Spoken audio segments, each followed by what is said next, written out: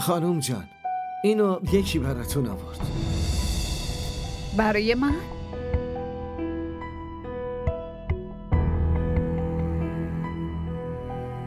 کی آورده؟ راستش اسمشو که نگفت، فقط گفت خودتون میفهم.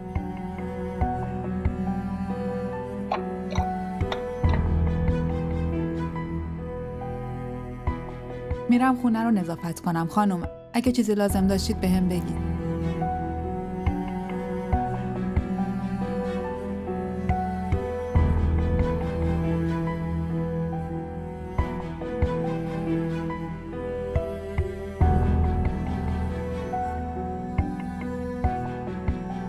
شما تولد من یادتون بود؟ هر چیزی که مربوط به تو باشه یادمه. به هر حال از گلها و هدیه خوشت اومد؟ خیلی دوست داشتنیه، درست مثل شما. خوشحال شدم. خب پس بعداً میبینمت. فعلا خداحافظ.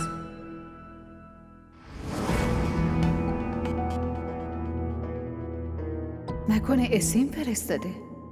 نه، اون چرا بفرسته؟ ولی قبلا هم تو تولدم همچین گلایی فرستاده بود. این روش فرستادن گلا درست مثل دفعه قبله، اما آخه اون چرا باید این کارو بکنه؟ میخواد شهزاده به من بدگمان بکنه؟ اون و حنا هر کاری ازشون برمیاد. حتما خودش فرستاده. امکان نداره کس دیگه ای باشه.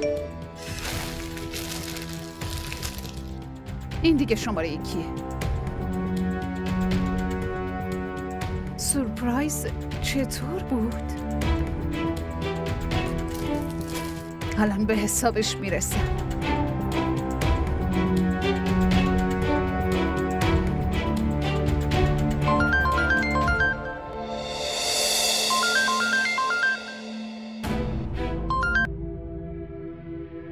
الو. خودتو چی فرض کردی ها؟ با فرستادن گل و هدیه میخوای چی رو ثابت کنی؟ میخوای منو از چشم شوهرم بندازی؟ میخوای نشون بدی که هنوز با تو در تماسم، به یادتم و دلتنگتم؟ آره؟ راستش اسن از تو توقع همچین حرکت زشتی هم میره. چه مزخرفی داری میگی؟ کدوم گل؟ کدوم هدیه؟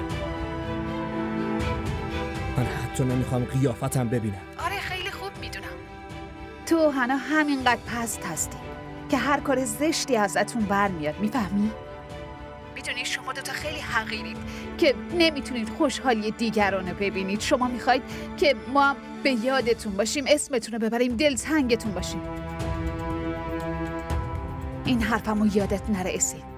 امروز که این کارو کردی، ولی اگه بازم همچین کاری بکنی اون روی منو میبینی. فهمیدی؟ الو. الو. چه عجب آدم دیوونه ایه. چی داشت میگفت؟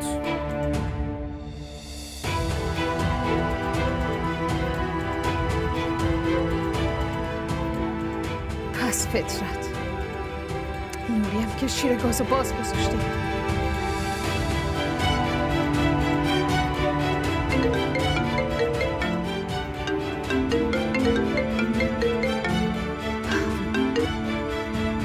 الو الینا، از کی دارم زنگ میزنم همش گوشی داره.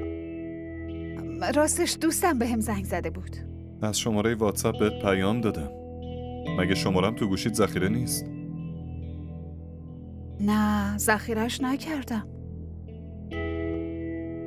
اون پیامو تو بهم فرستادی؟ آره بابا من بودم. میخواستم در مورد هدیه و گل ازت بپرسم. فکر کنم از سورپرایز خوشت نیومد.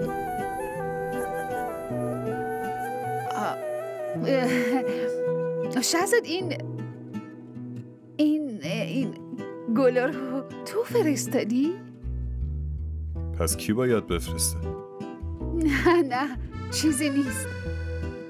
راستش یهویی آوردن، با دیدنش نگران شدم.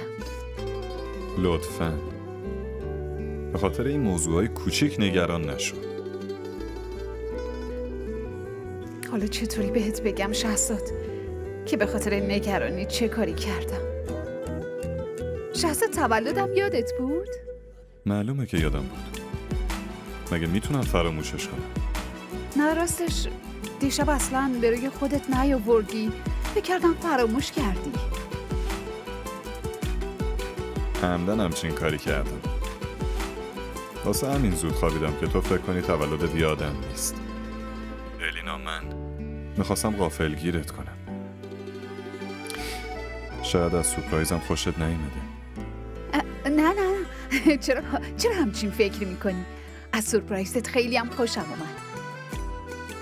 واقعا ممنونم. عالیه. پس شب حاضر باش. واسه شام بریم میرم. باشه. بازم ازت ممنونم. شب میبینم. ای خدا، آخه اون چه کار احمقانه ای بود که کردم؟ آخه چرا انقدر احساساتی رفتار میکنم؟ برای چی قبل از این که فکر کنم عجولانه یه کاریو انجام میدم؟